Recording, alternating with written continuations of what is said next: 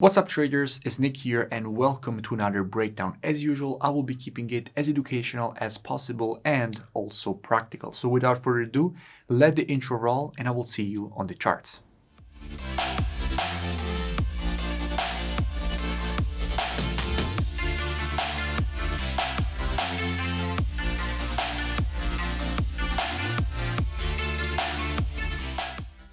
The pair that I want to speak about in today's video is EURUSD. I got a lot of requests for an update on the situation that we currently have on it, so it's definitely time to see where we can be looking for the next potential opportunity on this pair, which is actually the most traded pair in the market. Now, as usual, I will be keeping the analysis as educational as possible. So first, I will be covering the technical aspect of this market. We will then go and see what we have from an order flow perspective by checking the commitment of traders, which is what hedge funds are doing in the market. And by the end of the video, by using the combination of our technicals and our order flow analysis, so basically what the biggest banks and institutions, so the biggest speculators in the market are doing, we will be able to understand the highest probability setup on EURUSD. Now, starting here from the monthly time frame, what do we have? Now, here on the monthly, we have a market which has just provided a nice impulse and correction. Now, generally speaking, after an impulse, if you want to measure the correction, what you have to do is take your Fibonacci from the low to the high of the impulse. So in this case, from this low to this high. Now, if we take our Fibonacci from this low to this high, what we can see is that we have a perfect 0.618 Fibonacci retracement, which is lining up exactly at this area and that we expected the market to test and possibly reject to the upside. So here on the monthly time frame, we're testing exactly the golden ratio. However, there is another important thing to consider, that if we look at the structure that the market is currently providing and creating here on the monthly, we can see that at the moment we're testing exactly the previous high. In fact, from here the market had created all this move to the downside, and currently we are testing the exact same area, which means that we're testing an area of previous resistance that, now that the market has broken to the upside, is turned support. Because as you know, in the market, if you have resistance and the market breaks that resistance to the upside, at that point, that previous resistance becomes support. And that is exactly the area that the market is testing.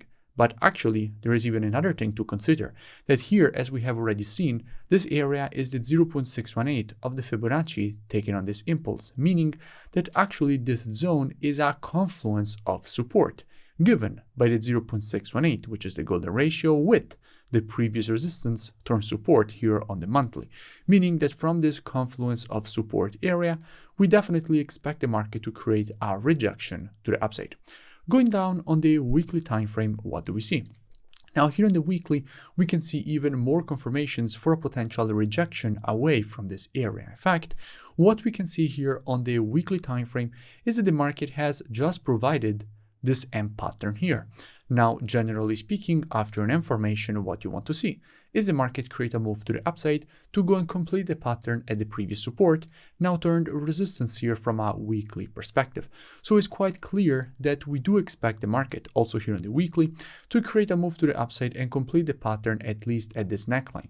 So basically to reject the confluence of support. Then from here, we can see a rejection to the downside is definitely possible, but at least we would like to see the market create a rejection away from this area. So there is a potential short-term buying opportunity.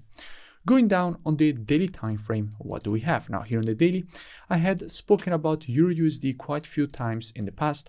I spoke about EURUSD after this overextended W formation. When the market was here, I made a full breakdown explaining all the reasons for which we wanted to see this move to the downside. And in fact, the market gave us the move. Then we had a creation of this overextended W formation. And from here, I made another breakdown explaining all the reasons for which we expected the market to provide this move to the downside. And again, that is exactly what the market did. Then we had the creation of this M pattern, and from here, I made a full breakdown explaining all the reasons for which we expected the market to provide this move to the upside to complete the pattern at the previous support, turn resistance. And again, that is exactly what the market did. Then we had the creation of this M pattern, and from here, I explained all the reasons for which first we wanted to see the correction, and then the continuation to the downside. And again, that is exactly what the market did. Then we had the creation of this impulse to the downside. From here, I explained why we wanted to see the move to the upside. Again, the market gave us the move. From here, I explained all the reasons for which we wanted to see this move to the upside, retracement and continuation to the upside. And again, that is exactly what the market did. Then we had the creation of this M pattern. And with the very last analysis, I explained all the reasons for which we wanted to see the completion at the neckline. And again, the market gave us the move. And by the way, I will link all this previous analysis in description. You can go and check out in description all this previous analysis for further reference and more free education. Any questions or requests for the next videos, make sure that you leave them down in the comment section below. Also, make sure that you smash that like button and subscribe. However, at the moment, what do we have and how we can be looking for the next potential opportunity on the pair? Now here on the daily, we have just created a nice impulse to the downside.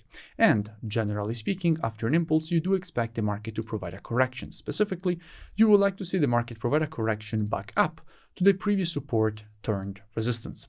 Now, if we go and see what we have from a COT perspective, so commitment of traders, which is what hedge funds are currently doing in the market, we can see how with the last report, hedge funds have actually closed 5.8K long positions and opened 6.5K short positions, decreasing their net positioning from 138K to 125K net positions, with a decrease of the long exposure from 32.8% to 31.9% and an increase of the short exposure from 12.9% to 13.8%, with currently 96.6K shorts and 222K long positions. So we still have more longs than shorts, obviously. However, net positions are decreasing, shorts are getting added, and longs are getting closed, which is exactly what you want to see from a COT perspective if the market is melting to the downside, because clearly hedge funds are adding shorts on the euro.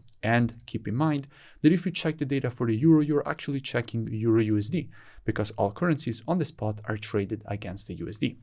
So even though everything is pretty bearish, overall, we can still expect a correction to this zone before the continuation to the downside, or better said, when the market will create this move to the upside, we will have to check again, because if hedge funds will start again adding longs and closing the shorts, we already have a massive amount of longs in comparison to the shorts, and overall on the monthly, we know that we want to see more continuation to the upside.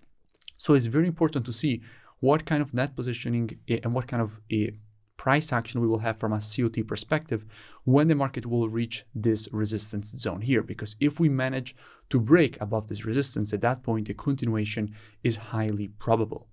So how we will be approaching this potential short-term longing opportunity with students. Now, as usual, we will be reactive and not predictive. The monthly, weekly, and daily timeframes combined with the COT data, those are the best timeframes for the direction of the market.